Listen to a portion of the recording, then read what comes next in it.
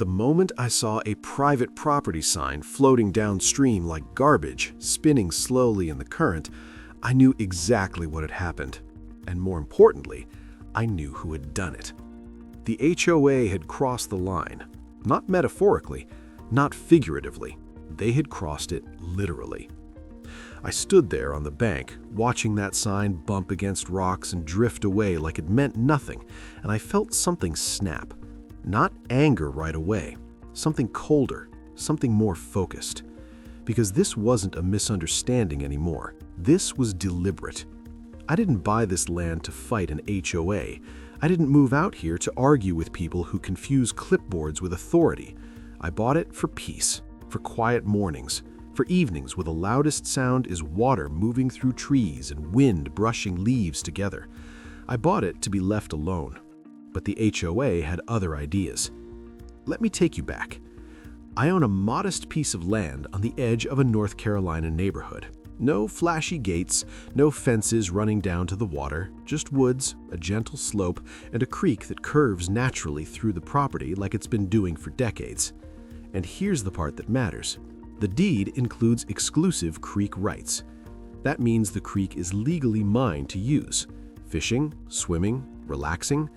It does not mean community access. It does not mean shared use. And it definitely does not mean HOA oversight. From day one, I made sure the HOA knew this. I provided copies. I explained boundaries.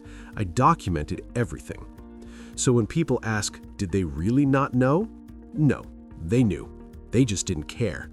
Because knowing the law and respecting it are two very different things.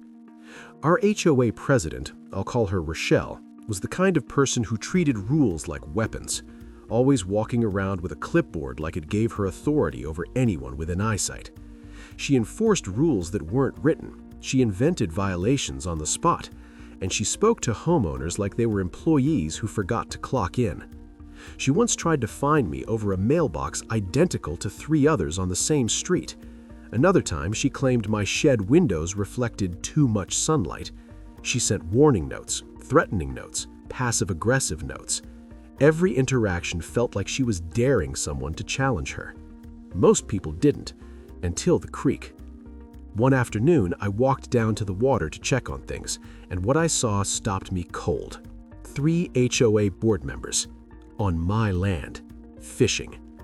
They had folding chairs set up along the bank, a cooler sitting in the shade, a Bluetooth speaker playing soft jazz like they were at some private retreat.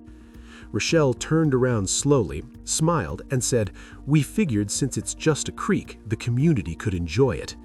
That sentence told me everything I needed to know. I told them they were trespassing. I showed them my deed. I explained calmly, clearly, that they had zero authority there. Rochelle didn't argue facts. She waved it off. She said the HOA had voted to allow community access. That's when it clicked. This wasn't confusion. This wasn't ignorance. This was entitlement. You don't vote to take property you don't own. So I walked away, not because I was intimidated, not because I was unsure, but because I had cameras. And what I found on that footage changed everything. For weeks, not days, weeks, the HOA had been using my land like it belonged to them. They cut down one of my trees. They spread gravel along the creek bank. They installed a rope swing hanging over the water. Kids were swimming. Adults were drinking. Structures were built without permission. This wasn't casual trespassing. This was vandalism. This was unauthorized construction. This was reckless endangerment. And it was all recorded. I didn't confront them again. I didn't argue. I didn't warn. I documented everything. Then I made 2 phone calls. One to a real estate attorney, one to the sheriff. By that afternoon, a deputy was standing in my backyard watching the footage. He didn't hesitate. Tree removal, unauthorized alterations, trespassing, endangerment of minors. He asked if I wanted to press charges. I didn't pause. I said yes.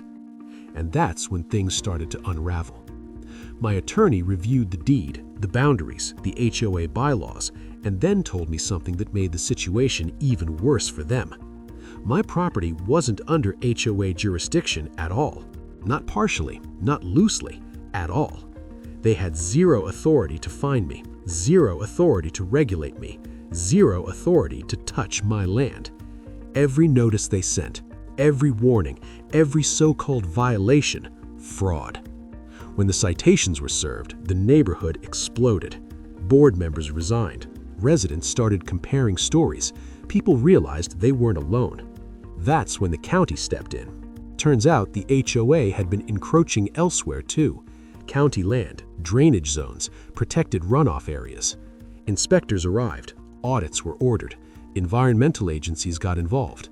And once that happened, everything collapsed. State violations, financial misconduct, misused HOA funds. Then the arrest started. The HOA president, 2 board members, charged with fraud, conspiracy, and falsified records. The HOA's bank accounts were frozen. Their lawyer withdrew. Residents demanded accountability. At the final hearing, the judge made it official.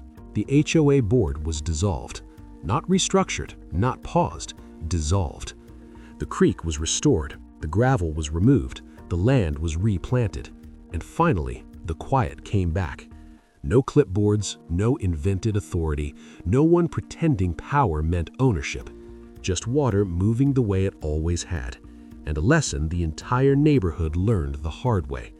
Property rights are not suggestions, and the HOA power ends where the law begins. If you enjoy real HOA stories, property disputes, and legal victories like this one, please like, share, and subscribe to my YouTube channel for more videos. And don't forget to comment. Tell us where you're watching from. Your support helps this channel grow and helps more people learn how to stand up for their rights. Some people think authority gives them permission. Others think silence means consent.